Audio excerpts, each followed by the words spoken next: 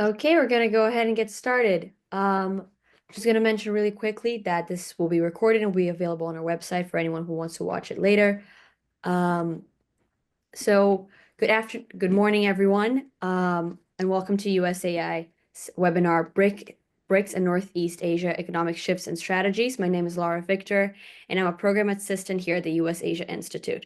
For those who haven't attended our events in the past, for those who have attended, welcome back, and for those who are new, thank you for joining us.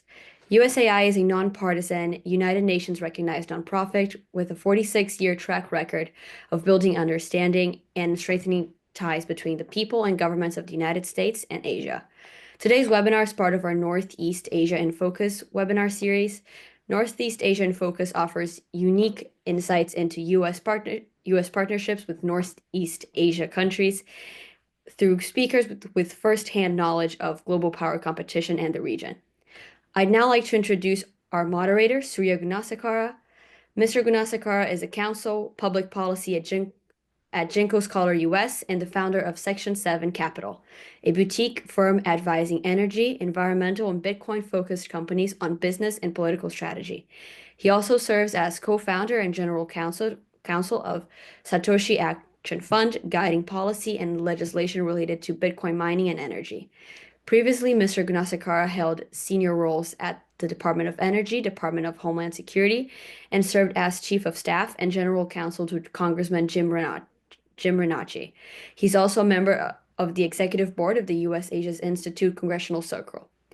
We're grateful to have Mr. Gunasekara participating in today's discussion. So without further ado, I'll pass it over to him to say a few words and introduce our panelists. Thank you, Laura. Thank you for the kind introduction.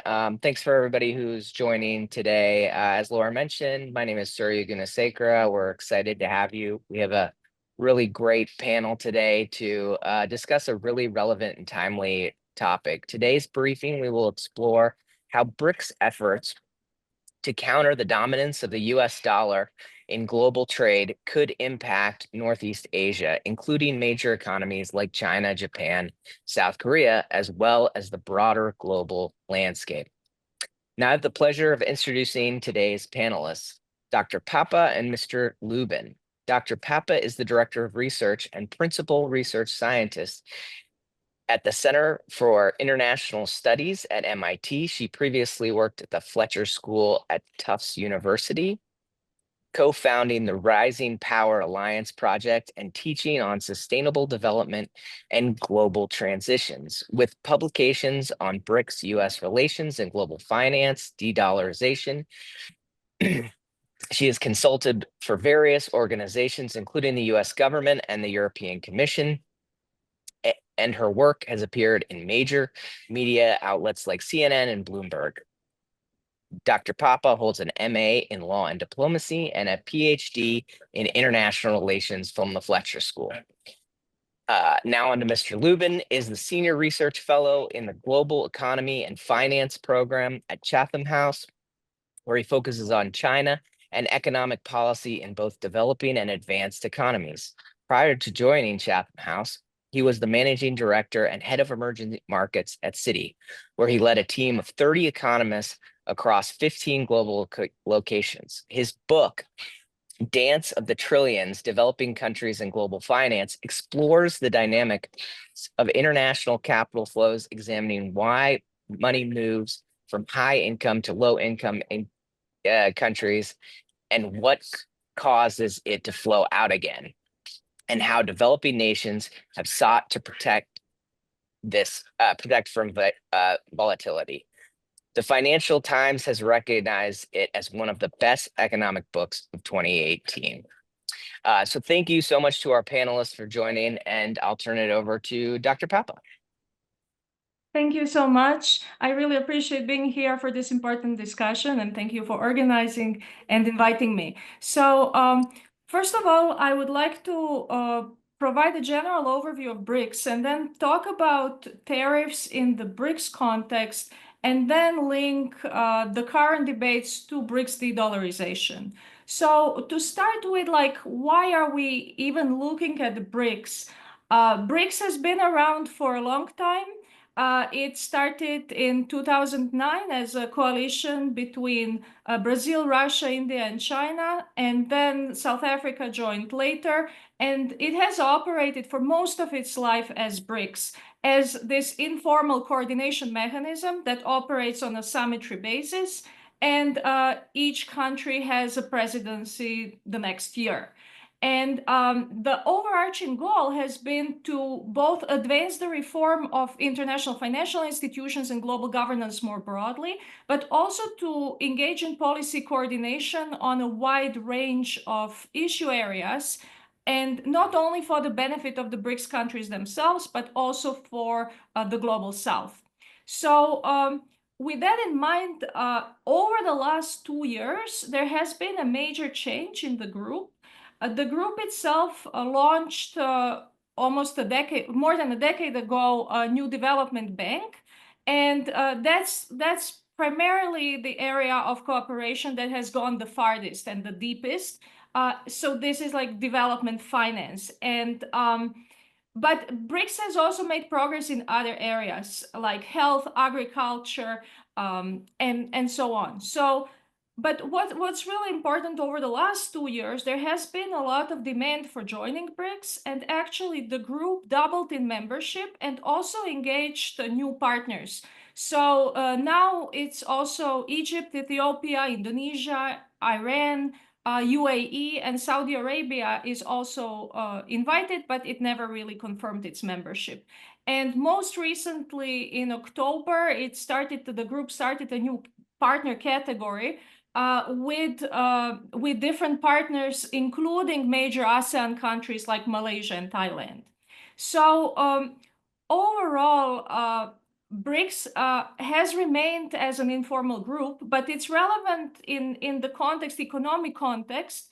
It has not started itself as a trade bloc. So it's not a model of initial trade cooperation and then spillover, and then this cooperation grows into other areas. But it was very much normatively and development finance oriented from the start. And then there was a lot of spillover in terms of working on other issue areas that were of interest to members. So currently, Brazil has the presidency.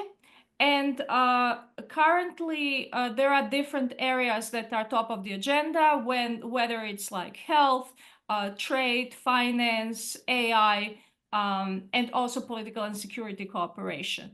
So what do the tariffs and what does this current context mean for BRICS? So, first of all, maybe 4 trends are important to highlight. One is the question of multipolarity, because BRICS has always been for multipolar world order. Another is the question of trade, and then the question of multilateralism, and then finally the question of status and saving face. And in terms of this first question of multipolarity, the new Trump administration is very clear that it's not interested in political dominance and the United States being everywhere all the time in all areas, but it's more multipolar, America first, multipolar friendly. And that means, and in that way, it's intellectually aligned with the BRICS vision of what is the world order and where it's going. And but that being said, the Trump administration was very clear about the financial hegemony and the power of the US dollar. So when we think, on the other hand, about trade, BRICS members already represent a very significant portion of international trade. So depending on how you count them, it's around 1/4 of global goods exports and imports, and it's like in terms of services, it's less than that. But the challenge with trade has been that the trade among the countries has never been large, given the structure of the economies. But still, the efforts have been pursued to both propose a free trade agreement that didn't go through. That was something that China wanted. And then also to think about how to increase trade by signing new agreements. So between, let's say, 2005, 2021, there was like an increase in terms of intra-BRICS trade. But that being said, more recently, what we have seen is that there is a much stronger emphasis on trade. The reason why these new countries have been introduced was to enhance trade and create new trade partnerships.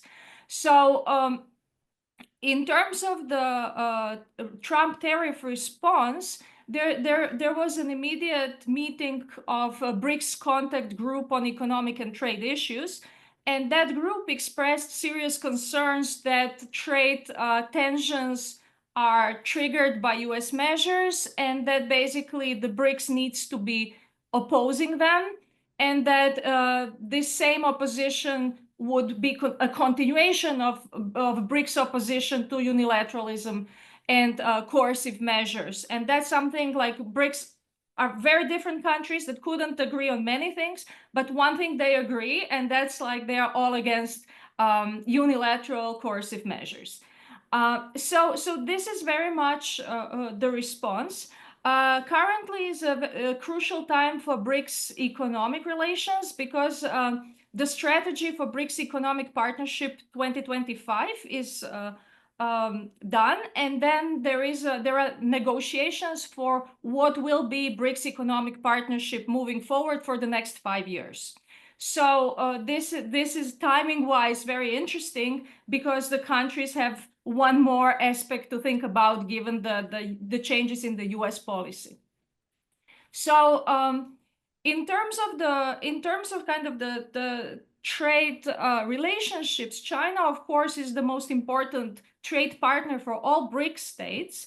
And that has caused some tensions given that China's interest on trade might be different than others, especially in bilateral contexts and high power asymmetries. So and also there is a BRICS Business Council.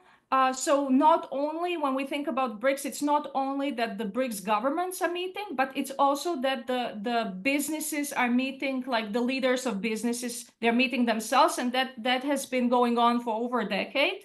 So senior executives and representatives from leading businesses in these countries have their own forum. And currently, they're focused on energy transition and sustainable development, on strengthening intra-BRICS trade and supply chain resilience, and on digital transformation agenda more broadly. So moving to a multilateralism question, the challenge for BRICS has always been how to reform WTO.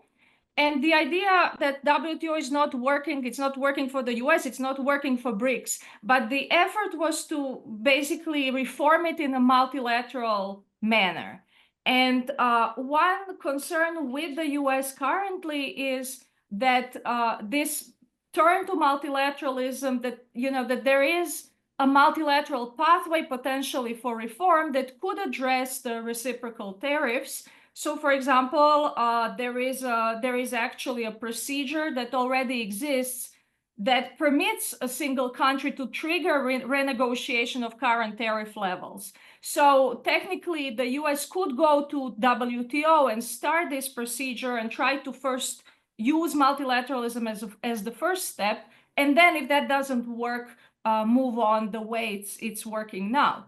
So there has been an overarching concern about like the impact on multilateralism, because even if, let's say, even if individual countries start negotiating and responding and giving concessions to the US, it's not that stops there, but it has then effect on other aspects of the trading system, most favored nation clause, and so on. So and then also in multilateral terms, for a long time, there has been a criticism of globalization in the sense of free trade and the negative implications of it. So the current US administration is emphasizing local production and consumption. So it does kind of meet the sustainable development vision that like thinking locally.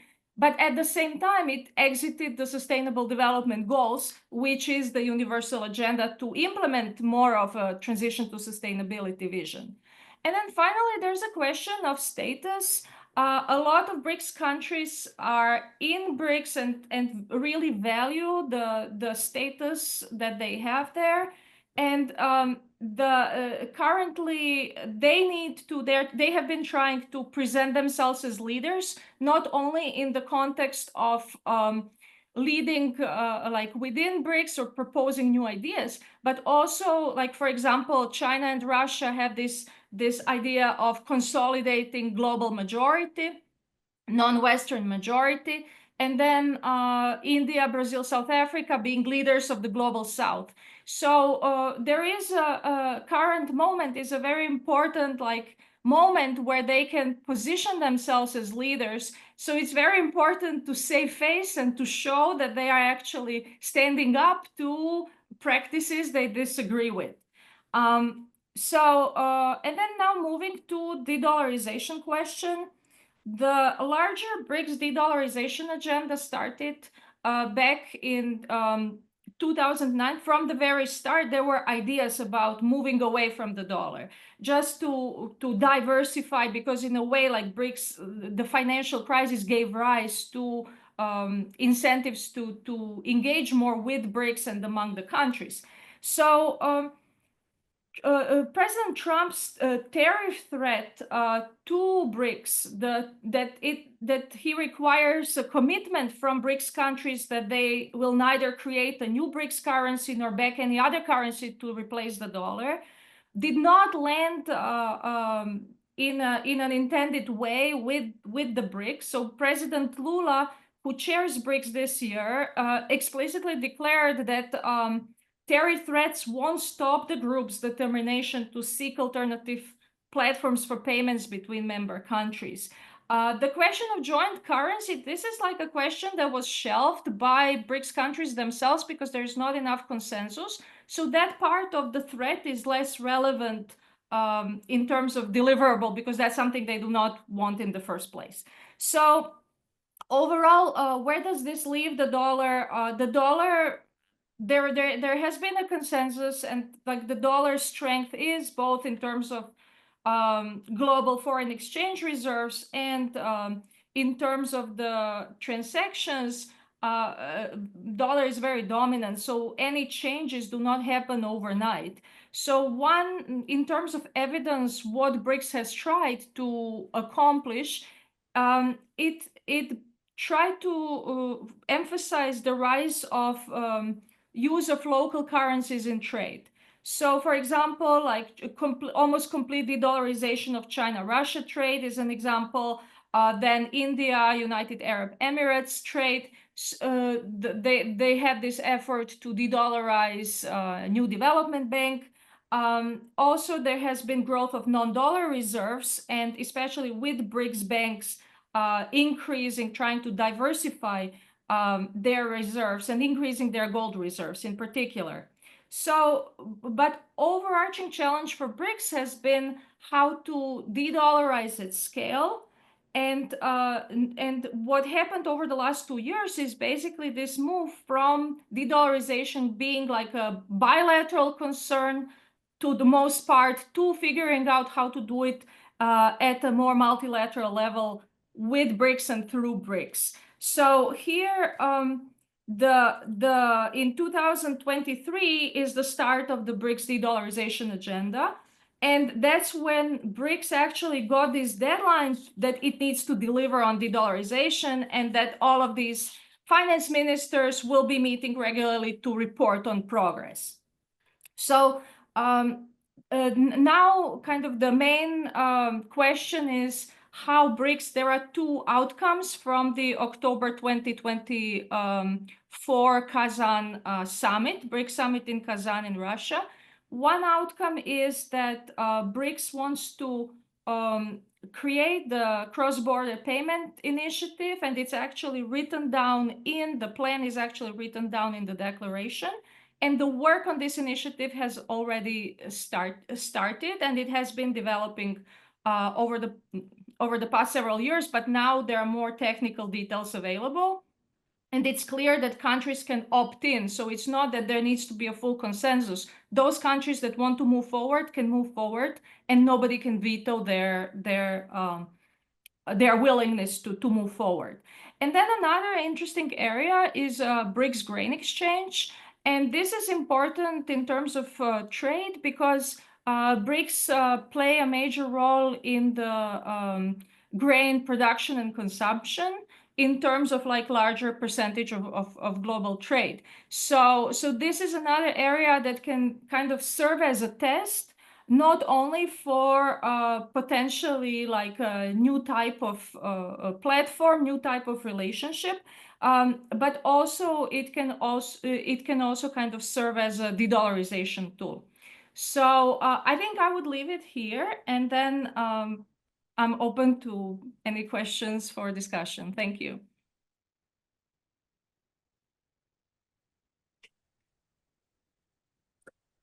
Thanks very much, Mr. Lubin. Thank you very much. Good morning, everyone. Hello from London. I'm going to pick up on a comment that Mihaela made, which is that BRICS doesn't really agree on much. It doesn't really agree on much as an organization, basically because it contains countries like China or Russia or Iran that are explicitly anti-Western. And it also contains countries like India, which are just non-Western. And the complications resulting from that multiplicity of objectives means that BRICS as an organization, although, as Mihaela was suggesting, has made a number of, has made progress in a number of issue areas, in broad terms, BRICS is reasonably kind of paralyzed by having around the table China and India, who have just different objectives in international affairs. Having said that, I think there's one issue that does really unite BRICS, and that is the common desire to see the end of dollar dominance. And I think it's a common desire for two reasons. The first is the more recent reason, which is the response of many countries in the global south to the growing weaponization of the dollar. If you feel that you're a country that might at one stage have a deteriorating relationship with the United States, then you need to worry about the possibility that the weaponization of the dollar might be directed at you. And so the growing use of the dollar as a tool of international diplomacy is one reason why countries increasingly want to think about alternatives. But that builds on a frustration with dollar dominance that has been growing for decades.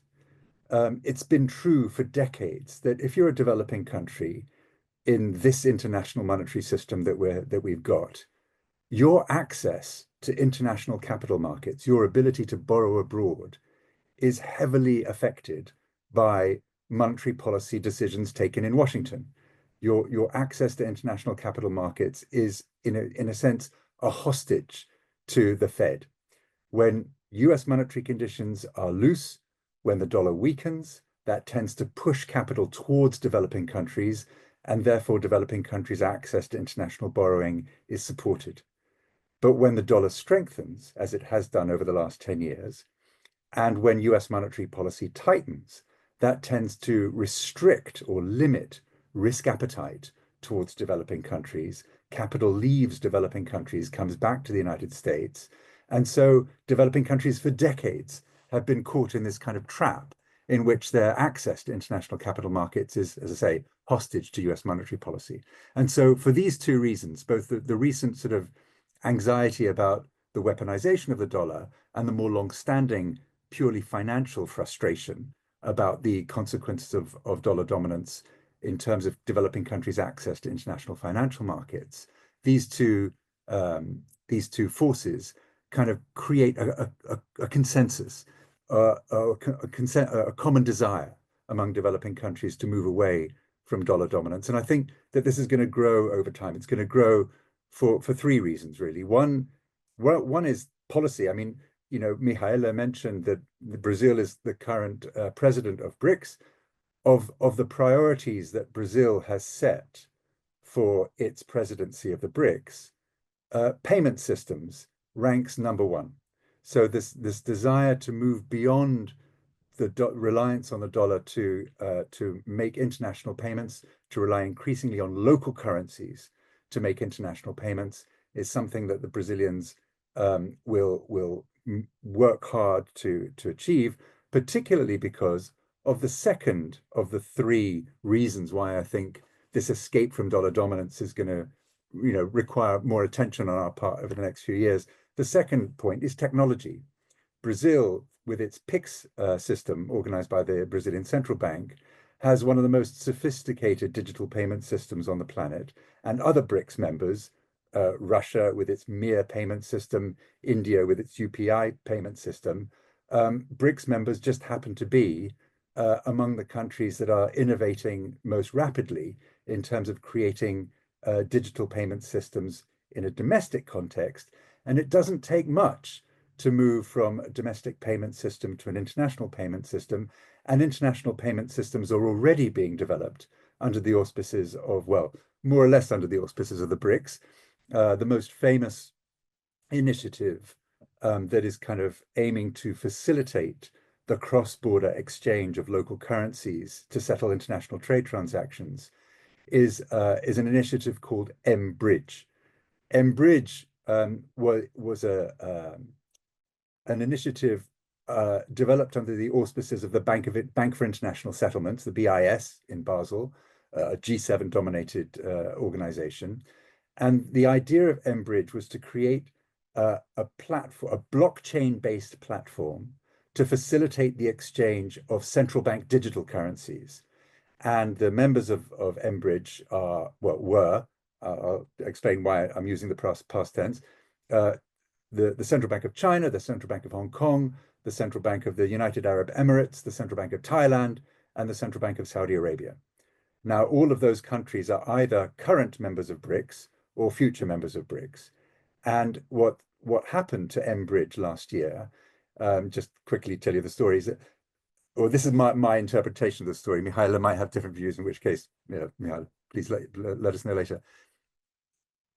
Around June last year, the Russian government, that was then the president of the BRICS organization, hosted a meeting of BRICS finance ministers in Nizhny Novgorod.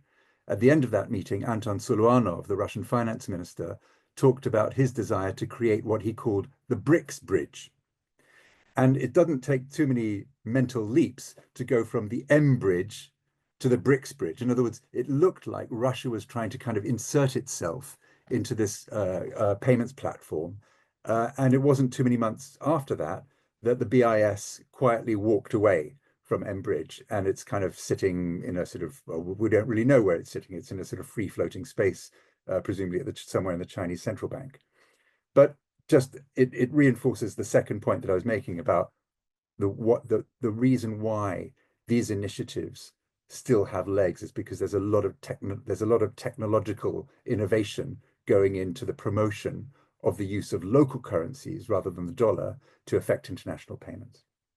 The third reason why this is all going to, will all continue to require our attention, and why the link between BRICS and dollar dominance, or the end of dollar dominance, or challenges to dollar dominance, remains a live theme, is because of US policy itself. There's a distinction to be made between the level of the dollar, by which I just mean the exchange rate of the dollar, and the status of the dollar. In other words, the dollar's role in the international monetary system, the fact that it's on one side of almost 90% of foreign exchange transactions, the fact that it comprises around 60% of global foreign exchange reserves. That's the dollar's status. Under normal circumstances, the status of the dollar and the level of the dollar are completely separate concepts. What we've seen over the last 50 years is that the level of the dollar goes through wild swings. It depreciated by 30% between 2021 and 2020 and 2012. But between 2001 and 2012, it appreciated by about 50% between 1978 and 1985. So you can have huge swings in the level of the exchange rate and the level of the dollar, but the status of the dollar has remained more or less stable during all of these swings. And that's really, I'm just saying that just by way of illustrating how conceptually it makes sense to distinguish the level of the dollar from the status of the dollar.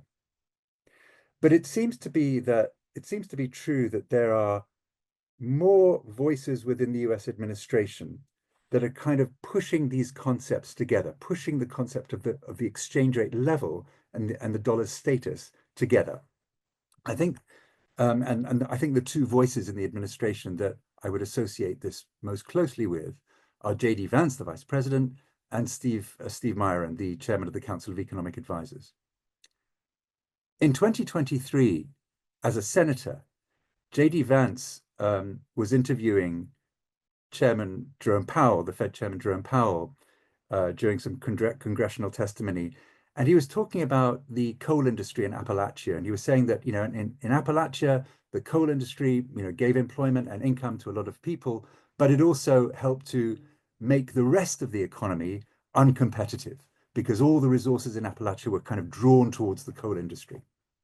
And he then went on to say to Chairman Powell that, he thought there was an analogy between the role that coal played in undermining the economy of Appalachia and the reserve currency status of the dollar, which he argued has allowed the dollar to become so expensive because everybody wants the dollar, because everybody needs to use the dollar because of its reserve currency status. And he's arguing that the reserve currency status of the dollar has led to an appreciation of the dollar, strengthening of the dollar, that has helped to render the rest of the US, or has helped to render the US economy uncompetitive. What he's describing here is a form of what economists call Dutch disease. This is a phenomenon. The phrase dates back to Holland in the 1960s. Holland discovered natural gas deposits in the 1960s. And as a result of the natural gas discoveries, the Dutch exchange rate strengthened considerably. And as a result of the appreciation of the Dutch currency, the rest of the Dutch economy, particularly Dutch industry and Dutch manufacturing, became less and less competitive. And so Dutch disease commonly refers to this idea that the discovery of a commodity, or the ability of a country to sell a commodity, leads to a strengthening of the exchange rate because you're generating all this foreign exchange income because you're selling the commodity, but the strengthening of the exchange rate leaves the rest of the economy uncompetitive. And there is a growing sense in the administration, I think, that the reserve currency status of the dollar should be seen in this way, that the reserve currency status of the dollar has led to a sustained appreciation of the exchange rate, and that has rendered the dollar uncompetitive, and that is one of the reasons why manufacturing employment in the United States has fallen from 25% in the 1970s to less than 10% today. I have to say, I think this is a terrible bit of analysis. I think it's wrong to argue that the reserve currency status is a form of Dutch disease.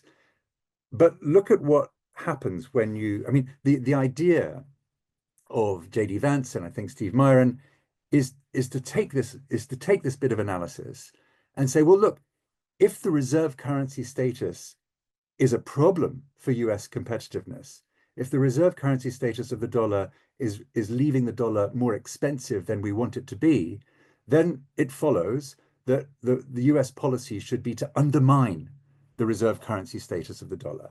And indeed, that is now contained in a number of proposals, particularly associated with Steve Myron, but others as well, that would involve imposing taxes on foreign ownership of US securities, that might involve adding reporting requirements to anyone that wants to own dollar securities, that might involve imposing quantitative limits. You can only own so many dollars if you're an institution. That might, in the end, lead the United States to cancel its swap lines with central banks like the Bank of Japan, the Bank of England, the European Central Bank, and others. These are in other words, the aim is that if the desire is to undermine the dollar's reserve currency status because that become a problem for the US, then what you need to do is to interfere with the dollar's convertibility and interfere with the dollar's usefulness internationally and interfere with the dollar's availability during a crisis, which is the point of any proposal to get rid of US swap lines. And I have to say that this is a terrible way of going about weakening the dollar. There are good ways of weakening the dollar. If you really believe that the dollar is too strong, and indeed it is strong by historical standards in trade-weighted, inflation-adjusted terms, the dollar is basically stronger than it's been at any time since 1985. So the idea that the dollar is strong is difficult to argue against, but it's also the case that, as I said earlier, the dollar goes through broad swings during the course of the last few decades. And so there's every reason to think that the dollar might weaken in any case without undermining the reserve currency status of the dollar. And it would be easy to effect. If all that the administration wants to do is to see the dollar weaken, then there are ways to do that in very conventional policy terms. The most conventional way of doing it would be to tighten fiscal policy. If you tighten fiscal policy and you make room for looser monetary policy, that combination of tight fiscal policy and loose monetary policy, read any economics textbook, the result will get you a weaker currency. Unfortunately, that's not really part of Trump's economic framework, tightening fiscal policy, although it's something that many in the administration seem to desire. It doesn't seem to be the actual policy of the administration to reduce the budget deficit. And so, in a way, because they're not prepared, because this administration is not prepared to adopt a conventional set of tools to weaken the exchange rate, then it seems increasingly likely to me that they're prepared to risk or prepared to engage in using unconventional tools. And I have to say that the consequences of the United States would be very bad indeed. US borrowing costs are lower than they would be because of the international demand for the dollar. In other words, if you undermine the dollar's reserve currency status, US borrowing costs will go up substantially. And I also think in broader terms, although the US dollar's reserve currency status is, if you like, a function of US power, it's the result of US power, it's also a vector for US power. It's also a way in which US power is transmitted to the rest of the world. And so I think undermining the reserve currency status of the dollar is just, a bad bit of foreign policy. And it's a bad bit of foreign policy, particularly because undermining the reserve currency status of the dollar would in effect be doing the BRICS work for them. One of the things that limits the growth of the Chinese renminbi, for example, is that we happen to live in an international system where the definition of a reserve currency is pretty much inseparable from the definition of a fully convertible currency. In other words, because the dollar is fully convertible and the renminbi is not, the dollar has a huge advantage over the renminbi in terms of its international usefulness and its international desirability. If the administration in the United States starts to interfere with the reserve currency status of the dollar, then that sort of gap in the usefulness of the dollar versus the usefulness of the renminbi, which remains controlled, that gap shrinks. And so one of the factors that inhibits people from making more use of the renminbi in international transactions, namely the fact that it's not fully convertible, that source of inhibition disappears. And it's also the case, just one final point, it's also the case that international market participants have had very little reason to diversify out of the dollar into other convertible currencies, say the euro or the yen or sterling. And the reason for that is that, particularly since February 2022, when the Biden administration was joined by every country that prints a reserve currency to sanction the Russian central bank, once you see that there's a kind of unity among convertible currencies, there's very little incentive to abandon the dollar in favor of, say, the euro or sterling, because any developing country seeking to de-dollarize itself doesn't gain any geopolitical protection by abandoning the dollar in favor of the euro, as long as US and European policy are united, as they were in the aftermath of Russia's invasion of Ukraine. But in a world where the US seems to be walking away from its alliances with other countries in the G7 that print reserve currencies, it becomes more easy for a developing country in BRICS or outside BRICS to convince itself of the wisdom of abandoning the dollar in favor of another convertible currency, because it's much less likely today than it was, say, in 2022, that other convertible currencies, or the countries that print other convertible currencies, will have foreign policy objectives aligned with Washington's. And so I think we've gone into territory now where the one unifying policy issue within BRICS, namely the common desire to adopt local currencies to effect international payments, the unique focus on this issue of the BRICS as an organization, together with their technological capacity to develop new ways of sending money, together with the fact that the US itself, or voices within the US administration certainly, seem to be less and less happy with the reserve currency status of the dollar.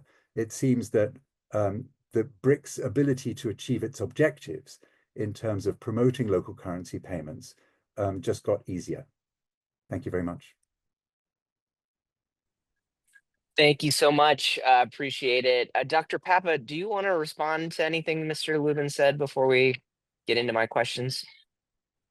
I think we can go straight ahead. I actually largely agree with the points that he made, especially the point of BRICS having a new incentive to accelerate move away from the dollar, and the way that scenario can play out.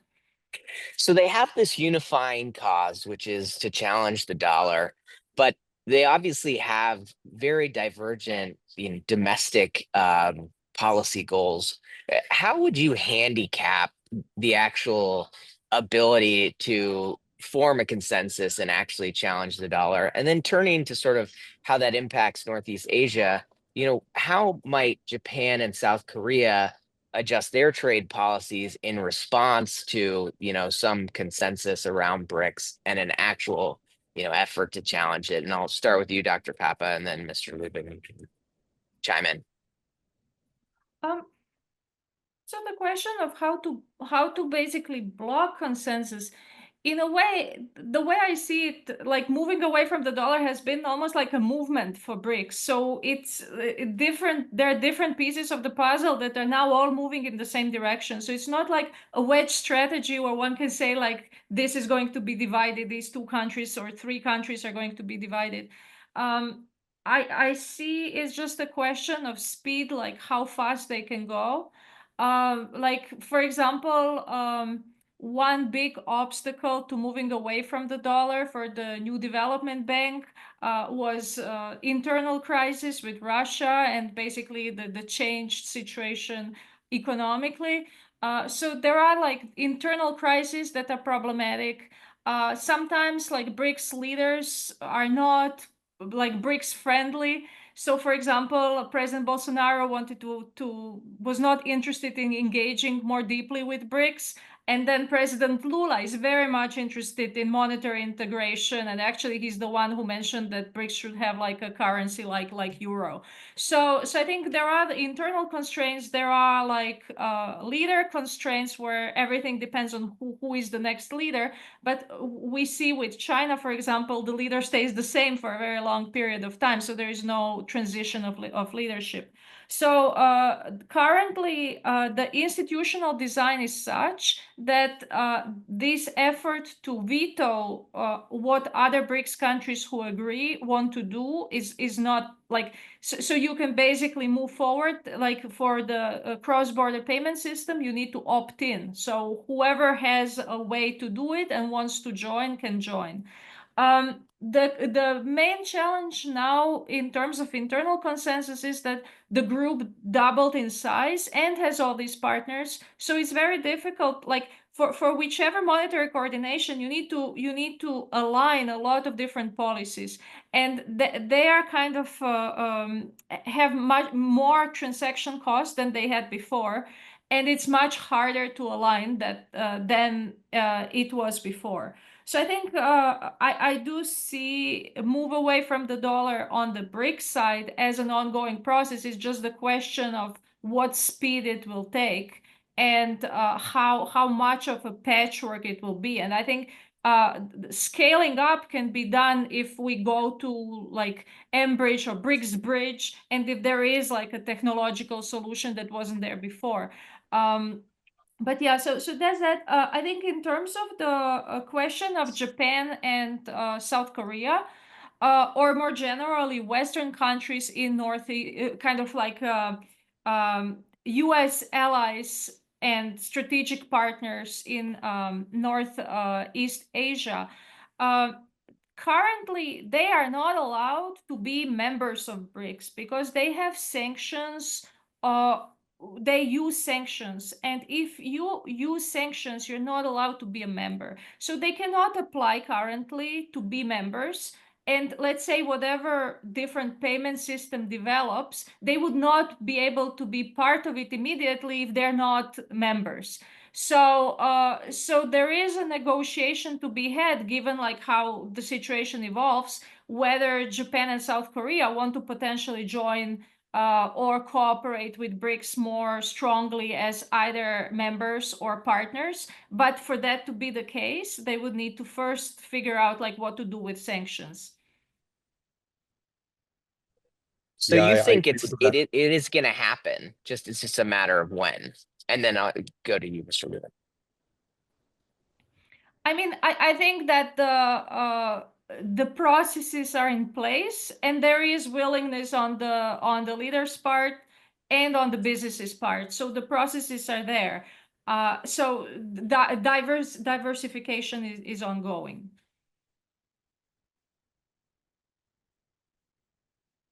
Maybe I should dial Go back ahead. a bit. Yeah. Some of my comments. I think it's important to bear in mind. I mean, it's important to bear in mind that changes in the distribution of global currency power occur much more slowly than changes in the distribution of economic power. In other words, it's a lot easier for China to become a dominant economic power than it is for the renminbi to become a dominant currency. And the reason why currency power changes much more slowly than economic power has a lot to do with, well, first of all, has a lot to do with military power. As long as the United States is the top military dog, then the dollar will be the top currency. Mao Zedong famously said, "Power grows through the barrel of a gun." You could also argue that currency power grows through the barrel of a gun. And so, while we're happily talking about the threats to dollar dominance, it's worth bearing in mind that this is not going to happen super quick. The other reason, and one of the other reasons why changes in the distribution of currency power occur very slowly is because of what economists call inertia, best illustrated by referring to the QWERTY keyboard. Everybody knows how to use the QWERTY keyboard, and everybody knows how to use the dollar. It's theoretically quite possible to imagine a different kind of keyboard, but it would take a lot of effort to get there. Equally, it's quite easy to imagine or conceptualize another kind of international monetary system dominated by another currency or kind of currency, but it's going to take a lot of effort to get there because we're all used to using the dollar as we're used to using the QWERTY keyboard.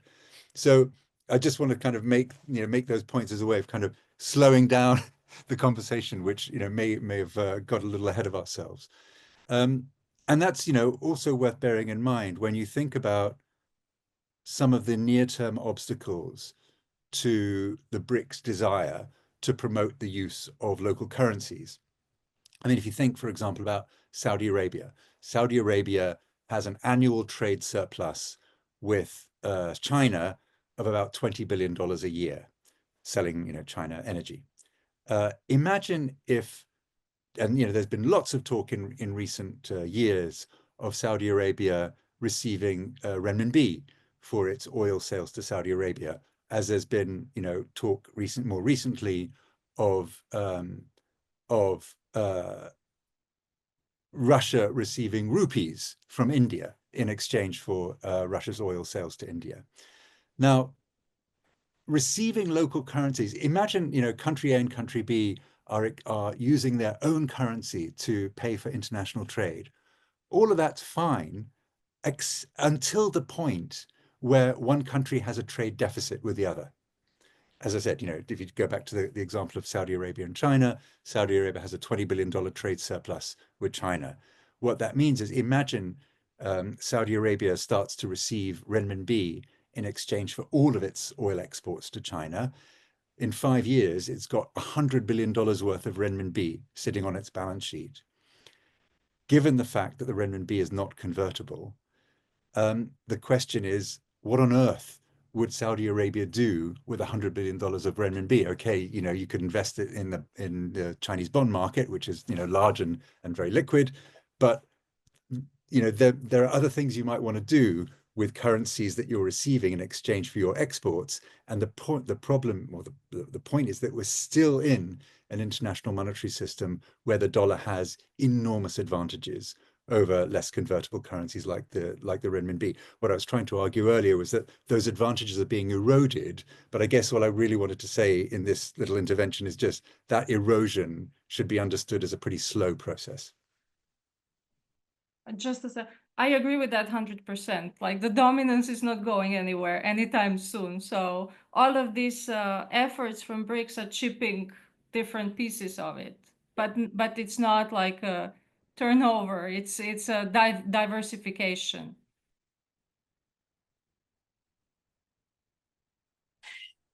Thank you.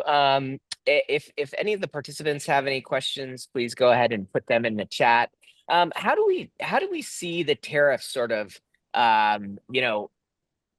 affecting the BRICS companies or countries? Do we think that they'll come to the table, or will they sort of move to consolidate and get to a global, a counter currency quicker?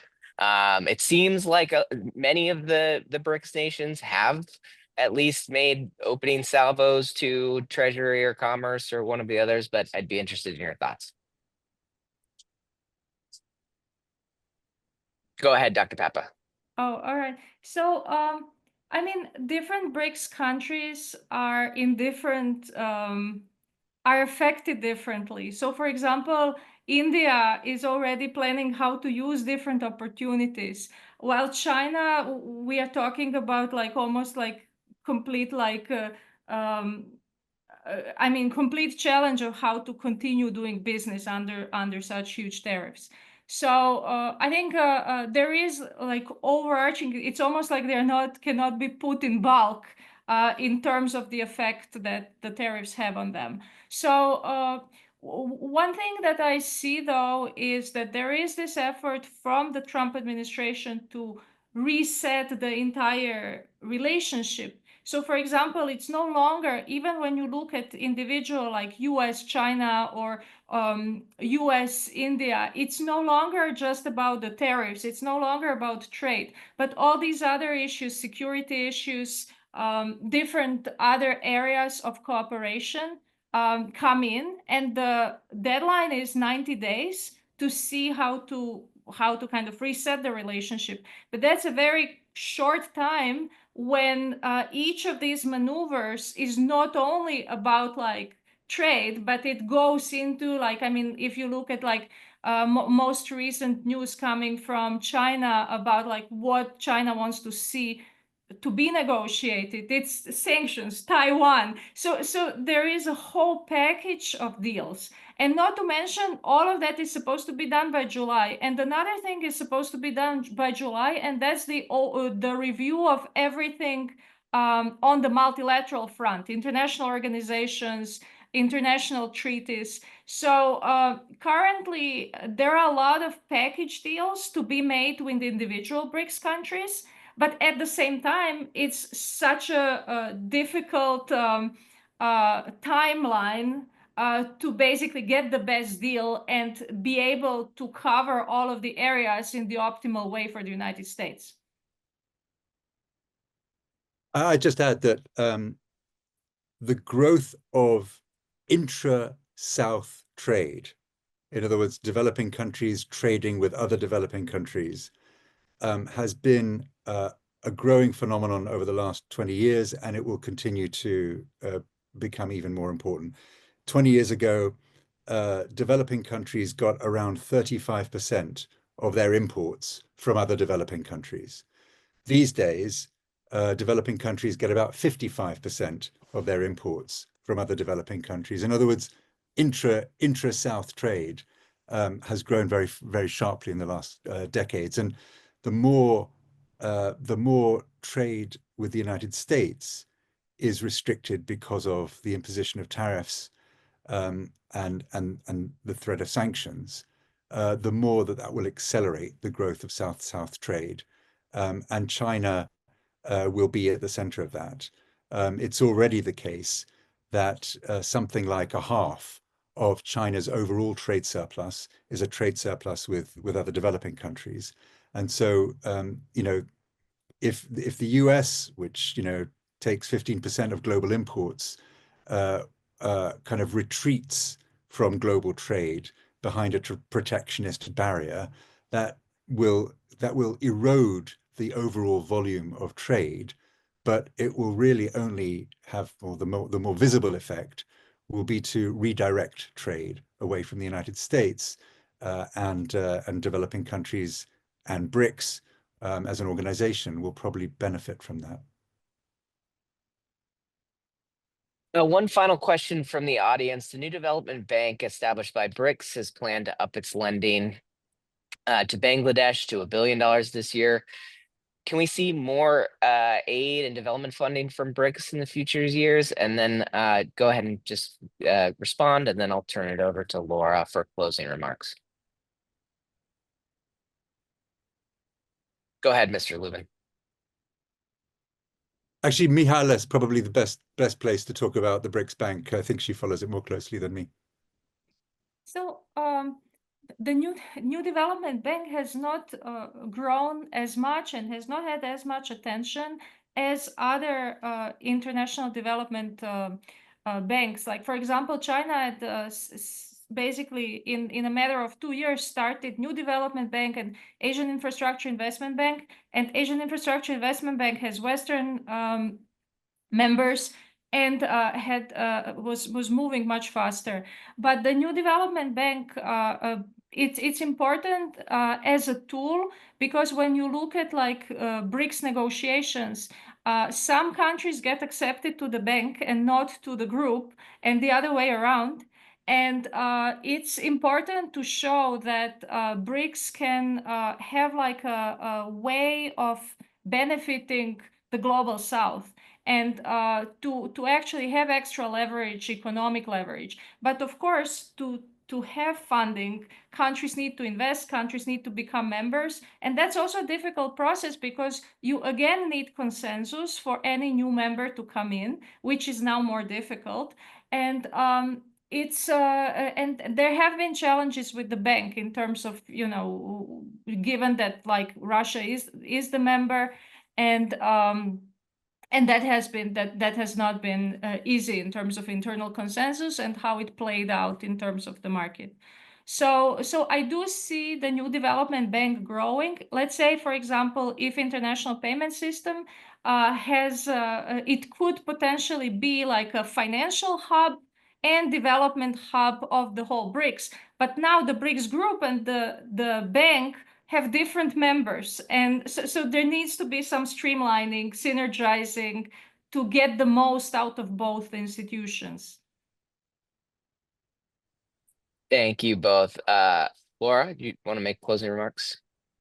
Perfect. Thank you so much. I'd just like to extend our thanks to the panelists for taking their time in their busy schedules to share their expertise with us, Mr. Gunasekara for moderating this discussion, and our audience for their participation. While we're running out of time for the briefing portion of today's event, if you would like to follow up with any of today's speakers, please reach out to us, and we will be more than happy to assist in fostering further dialogue on the things we discussed today. Thank you again for joining us, and have an amazing day. Thank you for having us. Thank you. Bye-bye.